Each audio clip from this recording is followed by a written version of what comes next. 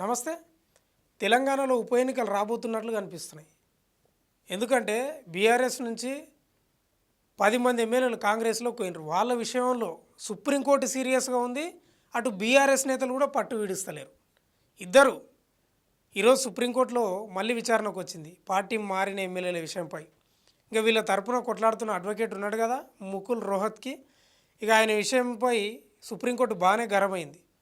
ఏం సమాధానం చెప్తారు, ఏం చర్యలు తీసుకున్నారని అడిగితే నోటీసులు ఇచ్చినాం ఎమ్మెల్యేలకు, వాళ్ళు వివరణ ఇవ్వాల్సి ఉంది, కొంత టైం కావాలని ముకుల్ రోహత్కి సుప్రీంకోర్టుకు చెప్పిండు ధర్మాసనానికి. ఇక సుప్రీంకోర్టు అసలు ఎంత టైం కావాలి, రీజనబుల్ టైం అంటే ఎంత? మీరు వాస్తవంగా పార్టీ మారిన ఎమ్మెల్యేల విషయంపై 3 నెలల్లో చర్యలు తీసుకోవాల్సింది పోయి 10 నెలలు అవుతుంది. ఇంకెంత టైం కావాలని సుప్రీంకోర్టు బాగా గరమైంది. ఇక్కడ బీఆర్ఎస్ నేతలు పట్టు విడుస్తలేరు, అటు సుప్రీంకోర్టు చాలా సీరియస్గా ఉంది. ఇక ఈ పార్టీ మారిన ఎమ్మెల్యేలకు మామూలు తలనొప్పి కాలేదు, కంటి మీద కునుకు లేకుండా అయింది. ఊగిననే ఎందుకు మారుతాం అనుకుంటున్నారు ఇప్పుడు వాళ్ళు. మరి అట్లా ఉంది పరిస్థితి. ఎందుకంటే బీఆర్ఎస్ నేతలు సాదా సీదాగా తీసుకోలే ఈ విషయాన్ని, చాలా సీరియస్గా తీసుకున్నారు. మరి అప్పుడు కూడా కాంగ్రెస్ ఎమ్మెల్యేలు కూడా మారినరు బీఆర్ఎస్లోకి, కానీ అప్పుడు కాంగ్రెస్ ఇంత సీరియస్గా తీసుకోలే, బీఆర్ఎస్ మాత్రం చాలా సీరియస్గా తీసుకున్నది. ఇక వీళ్ళు ఎందుకు పార్టీ మారినరు, అభివృద్ధిని చూసా లేకపోతే వాళ్ళ యొక్క సొంత ప్రయోజనాలకు మారినరా, నియోజకవర్గాలను అభివృద్ధి చేసుకుందామని మారినరా, మరి ఆకర్షితులు దేనికైనా అనేది వాళ్ళకే తెలియాలి. ఇప్పుడు అనుకుంటున్నారు ఏంటికి పోతామని. ఇక సుప్రీంకోర్టు యొక్క వ్యాఖ్యలు చూస్తే ఉప ఎన్నికలు వచ్చేటట్లే కనిపిస్తున్నాయి. ఇంకా ఇదే అంశంపై విచారణకు 18కి వాయిదా వేసింది. ఇక 18 నాడు తెలుస్తుంది వీళ్ళ కథ ఏంది అనేది. ఇంక ఇదే విషయంపై దానం నాగేందర్ ఇంట్లో కూడా ఈ పార్టీ మారిన ఎమ్మెల్యేలంతా సమావేశం అయినరంట. మరి ఏం మాట్లాడుకున్నారు, ఏం కథనో తెలియదు. ఢిల్లీ అధిష్టానం దగ్గర కూడా పోయినరని సమాచారం వస్తుంది. అక్కడ ఏం సిగ్నల్స్ వచ్చినాయి, ఏం మాట్లాడుకున్నారు.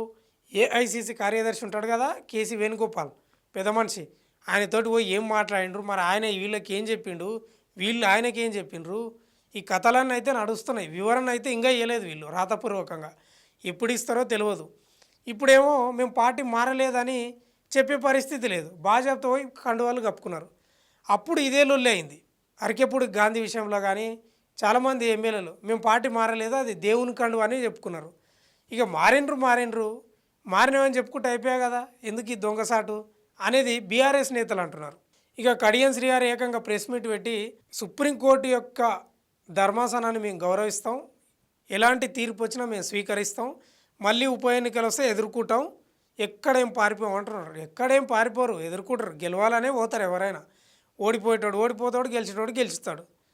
కానీ పార్టీ మారిన విషయంలో ఎందుకు మీరు దాచుతున్నారు అనేదే ఇప్పుడు ప్రజలు ప్రశ్నిస్తున్నారు. మీకు పంచాయతీ ఏడు వచ్చిందంటే ఒకరొకరు వైరసుడు ఆడ పంచాయతీ ఎక్కువైంది. 2/3 మెర్జా ఇంటేనేమో ఏం కాకుంటుండే. మీరు 10 మంది 8 మంది 2 3 పోవడం వల్ల బీఆర్ఎస్కి ఆయుధం అయింది. అందుకే బీఆర్ఎస్ బాగా మేల్కొన్నది. ఒకవేళ 2/3 అంటే అత్యధిక ఎమ్మెల్యేలు పార్టీ మారితే మెర్జ్ అవుతుంది కదా, అప్పుడు కాకముందుకే వీళ్ళ మీద పిటిషన్ లేచి పోయేటోళ్ళకు కూడా భయం పుట్టించింది బీఆర్ఎస్ నేతలు. అట్లా ఉంటుంది వాళ్ళ తెలివి. మరి ఇక చూడాలి. ఇక అటు సుప్రీంకోర్టు అయితే చాలా సీరియస్గా ఉంది, ఇంక బీఆర్ఎస్ నేతలు మాత్రం వదిలేటట్టు లేరు. మరి ఉప ఎన్నికలు వస్తాయా రావా అనేది వేచి చూడాల్సిన పరిస్థితి ఉంది. ఏదేమైనా లోపల వినిపిస్తున్నది ఏంటంటే ఊకేనన్నా ఎందుకు మారుతాం పార్టీ అని పార్టీ మారిన ఎమ్మెల్యేలు అయితే అనుకుంటున్న పరిస్థితి అయితే వినిపిస్తుంది.